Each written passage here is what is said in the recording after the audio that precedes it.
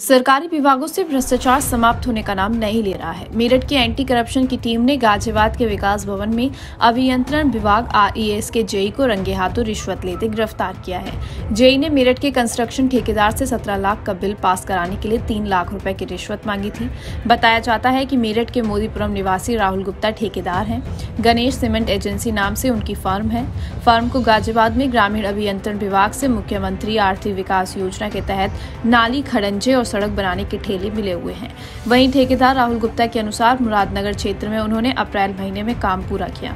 वहीं डीएम द्वारा गठित गुणवत्ता कमेटी ने इस काम की 2 बार रिपोर्ट तक दी। इसके बावजूद उनका 17 लाख रुपए का एक बिल पास नहीं किया जा रहा था। वहीं ठेकेदार के मुताबिक जेई सुभाष चंद्र शर्मा ने इस बिल को पास कराने की एवज में 3 लाख रुपए रिश्वत मांगी। 1 लाख रुपए पर बात बन गई। वहीं जेई ने गुरुवार को रिश्वत के लिए ठेकेदार को बुलाया।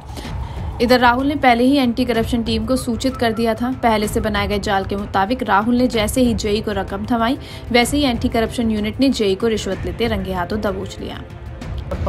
यहाँ पे पिछली बार भी मेरे फादर को 4 स्टेज कैंसर था 2019 में।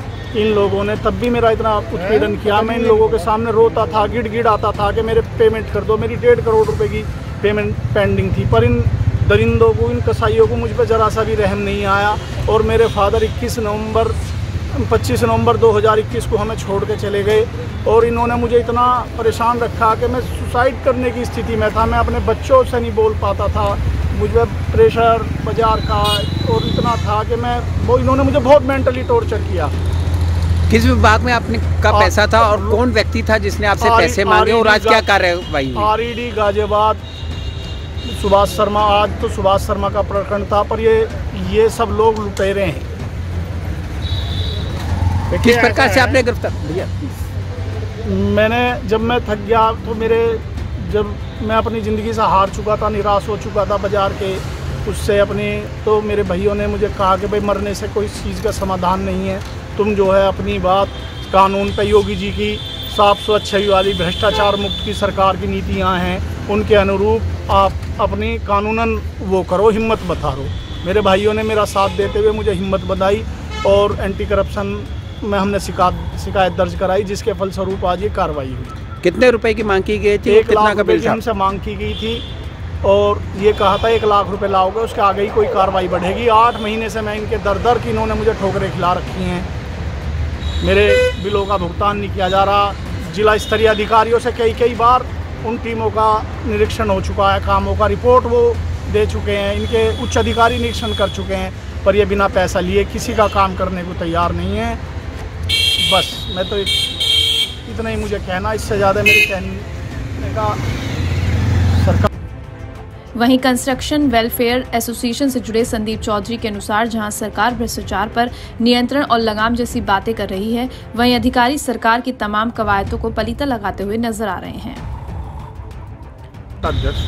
आज क्या पूरा प्रकरण हुआ, क्या पूरा मामला था? देखिए, ये हमारे भैया हैं, ये राहुल जी, इनका काम चल रहा था ये ग्रामीण अभियंत्रण विभाग में और काफ़ी टाइम से काम करते हैं। 18-19 साल हो गए इन्हें काम करते हैं। तो अभी पहले काम चलता था, बड़ा ठीक ठाक चलता था। अभी सरकार में एक तो ये योगी जी का अभियान है कि भ्रष्टाचार मिटाओ, इसका उल्टा ये हो रहा है फिलहाल। तो भ्रष्टाचार मिट नहीं रहा है, भ्रष्टाचार और बढ़ रहा है। भ्रष्टाचार मिटाओ के नाम पर भ्रष्टाचार दुगना हो चुका है। अभी ब्लैकमेलिंग इतनी हद तक जा चुकी है कि जेई या एई या एक्शन जो भी SC लेवल, डायरेक्टर लेवल तक का नाम लेते हैं, अपॉर्चुनिटी मतलब मिनिस्टर तक का भी पैसा जाता है। ये बोलते हैं कि मंत्री को भी पैसा चाहिए। तो इसमें यह है कि ठेकेदार से ही, एक कड़ी ठेकेदार ही है जो पैसा दे सकता है, बाकी तो कहीं से पैसा आना नहीं है। तो ठेकेदार को ही शोषित किया जाता है। ठेकेदार के पास क्या जरिया है पैसा देने का? वो काम करे, ग्रामीणों को संतुष्ट करे, जनहित में काम करे या अपने बच्चों को जहर देकर पैसा दे।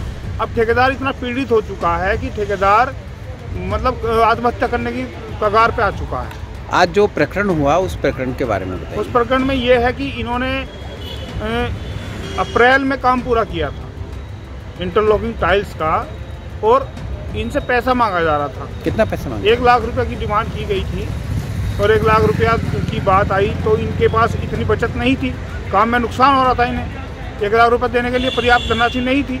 लेकिन मजबूरी कर दिया है इन्होंने कि बिल जब बनेगा, पेमेंट जब होगा, तो पहले 1 लाख रुपया दिया जाएगा। तो इन्होंने फिर एंटी करप्शन में हम लोगों से बताया, शिकायत की, हम लोग एंटी करप्शन में गए, एंटी करप्शन वालों ने फिर बात सुनी समझी, तो आज ये रेड पड़ी है। और ऐसे भ्रष्टाचारियों के खिलाफ मैं तो ये चाहूँगा। कौन व्यक्ति है और कितने का बिल पेंडिंग था, जिसको गिरफ्तार किया गया है? जो सुभाष शर्मा जी जेई हैं यहाँ पे ऑलरेडी गाजियाबाद में, उनके खिलाफ कार्रवाई हुई है और उन्होंने ही ये बिल पेंडिंग किया था। 55-60 लाख रुपए के पेंडिंग, और इसके अलावा भी बाकी बिल भी पेंडिंग है। मतलब ये लोग इतने पीड़ित हैं, बेचारा शोषित है, इसके फादर एक्सपायर हो गए, कैंसर से पीड़ित थे, इसकी दयनीय हालत है, आत्महत्या करने की कगार पे था। हमने बहुत समझाया इसको, तब जाके ये मतलब इस मोड़ पे आए कि आज हम यहाँ पे खड़े हैं कविनगर थाना में।